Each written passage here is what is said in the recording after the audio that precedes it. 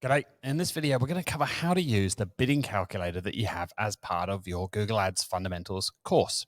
So this will help you understand the return that you're going to get from your investment in Google Ads. And you only need to worry about the cells in green here. I should probably change that cell down the bottom there. You don't need to worry about that. This is just an example down the side here. So first of all, let's start with what's your monthly spend likely to be. Let's keep numbers easy and keep that as £1,000 or $1,000. You can change that if you really, really want. What's your average cost going to be? Well, if you're just starting out, you may not know that. So you might want to start with just a dollar or a pound in this case, or use the data that you've got from the keyword planner. So hopefully by now you've played with Google's keyword planner. You've got a rough idea of some of the keywords that you're going to go after. And you don't need to be precise with this for now. You just want to maybe glance down that list of keywords in the keyword planner and figure out roughly how much that's going to cost. I'm going to use 2 as the example here. Now in the next cell, we then have to enter our conversion rate. Again, if you're just getting started, you may not know what that conversion rate is going to be. Hopefully you've got some data to base that on. Maybe you've got some Google Analytics data. If you're a lead gen site, which I'm assuming you are using this type of calculator, e-com site, things are much cleaner, much different, much more different because you're just selling that product. Here we're talking about a sales funnel and turning leads into sales. So this is really designed just for lead gen.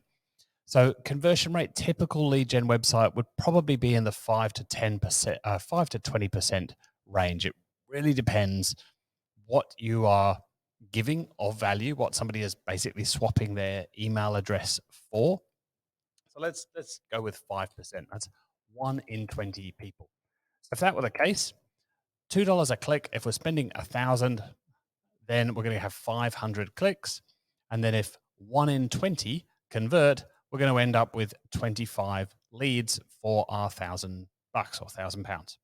And therefore, those leads are costing £40 each. All right. So now we've got a bunch of leads. Now we've got to think about how many of those leads are qualified leads. How many people do we actually maybe get to talk to or get to have an email conversation with? So let's say 80%, because we're going to have some junk in there, but let's assume that you're giving something of real value and people want to interact with you because you're giving them value. So our 25 has now dropped to 20. Now, how many of those 20 are we going to send a proposal to? Your sales funnel may well be different to this. For this particular one, I'm just assuming that we have a chat to someone, we send them a proposal, and then we win some of those leads turn into customers. So let's say again, then 80% there, which means then we're sending 16 proposals out. Now, how many of those might we win? Let's say 50%. So 16 props went out and 8 new customers come in the door.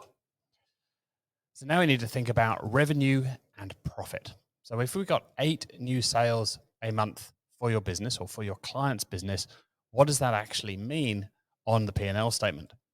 Well, let's say your average revenue per customer is, let's say 25 grand. And what's your gross profit margin? Excuse me.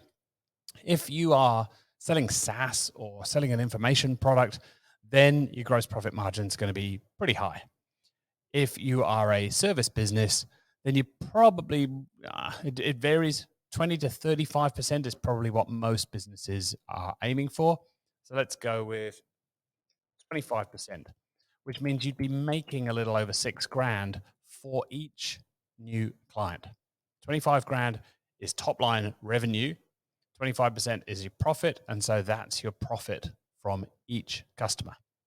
And if we were getting 8 new customers a month and they were all worth on average 25 grand top line, then we'd be getting 200 grand rev, and 6 and a bit times 8 would get us 50 grand gross profit, which is pretty good. If we're only spending a grand to make 50, our total return is going to be 49. That doesn't seem like that's going to be very likely.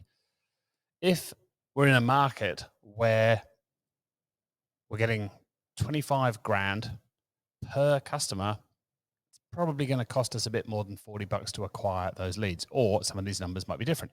So then you could start to play with it. I mean, that might be the case. And if that is the case, please let me know which business you're in because I'd like to invest with you. Let's say, though, that this market actually cost $5 a click and our conversion rate was only 3%.